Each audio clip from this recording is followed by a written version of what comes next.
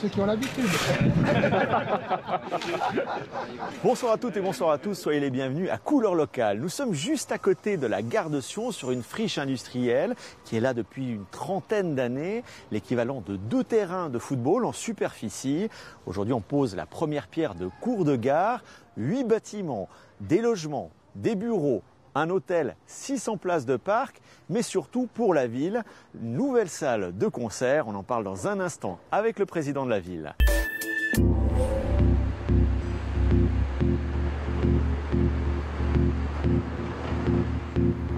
On est de retour à Sion et on peut se demander à quoi va ressembler ce méga projet. Les investisseurs ont pensé à tout, il y a même une application sur les smartphones pour voir tout cela quasiment en réalité virtuelle.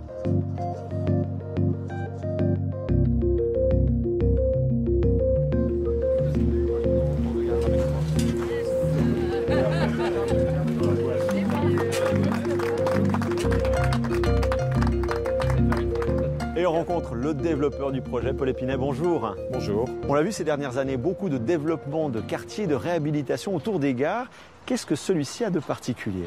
Il est très particulier dans le sens où nous sommes dans une capitale cantonale, devant une gare, et que nous avons à disposition pratiquement 2 hectares de terrain, ce qui ne se trouve nulle part. Ceci vient du fait qu'on avait installé logiquement, en même temps que le train qui arrivait en Valais, les encaveurs devant la gare. On apportait les produits agricoles, laitiers. Et toutes ces activités ont été délocalisées il y a une quarantaine d'années, dans les années 80, et ont permis de trouver un périmètre exceptionnel devant la gare.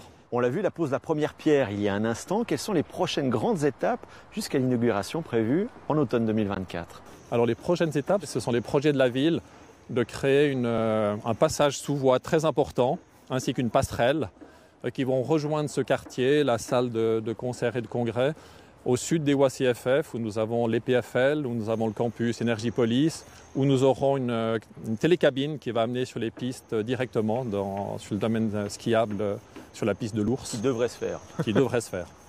On précise quand même. Et puis, c'est 225 millions de budget, donc 25 millions pour la ville, on l'a dit.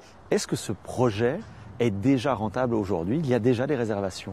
Pour les 5500 mètres de partie retail, de commerce, on a déjà des réservations pour la moitié des surfaces à peu près. Et puis pour les 12 000 mètres de bureaux, nous avons pour 30% d'intérêt et de réservation. Donc pour une livraison dans 3 ans, donc je pense que d'ici là, l'état locatif sera constitué. Il n'y a plus qu'à construire. Il n'y a plus qu'à construire. Paul Épinay, merci beaucoup. Merci à vous.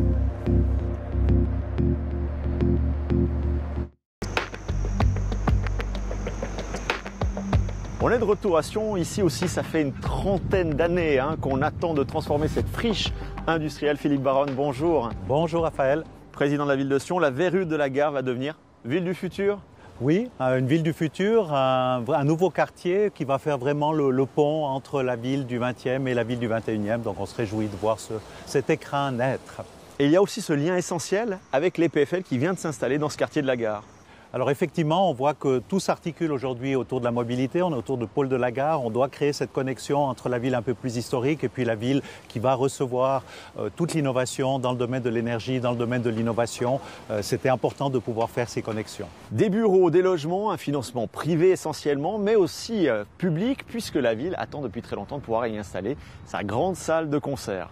Alors c'est une structure culturelle qui va émerger, une belle salle de concert et de congrès. Elle aura une excellence acoustique, mais elle aura aussi une double fonctionnalité. Puis ça revient un petit peu sur votre interrogation de la connexion avec le campus Énergie-Police et puis ce projet de cours de gare. Elle va aussi servir à recevoir de l'événementiel, des symposiums, des congrès. C'était essentiel, c'était attendu par la ville. C'était attendu par la ville, les utilisateurs, et puis ça participe à cette dynamique. Ça fait près de 30 ans que tout le monde patiente pour voir ce bijou enfin être offert aux Sédunoises et aux Sédunois. On peut facilement accéder à ce quartier en train. Il y a tout un côté toiture végétalisée, des panneaux solaires, mais ce n'est pas un quartier écologique pour autant. Vous avez décidé de maintenir les véhicules, ils seront 600 en sous-sol. Alors on est au cœur de la ville, on a réduit la taille du parking, il a quasiment diminué de moitié au fil de l'avancée du projet. Et puis l'objectif aujourd'hui c'est d'offrir des places de stationnement au bon endroit pour le bon usage. Et il va y avoir une mutualisation entre les gens qui viennent travailler la journée et puis ceux par exemple qui viendront assister à un spectacle le soir. Philippe Baronne, merci beaucoup. Merci à vous, au revoir.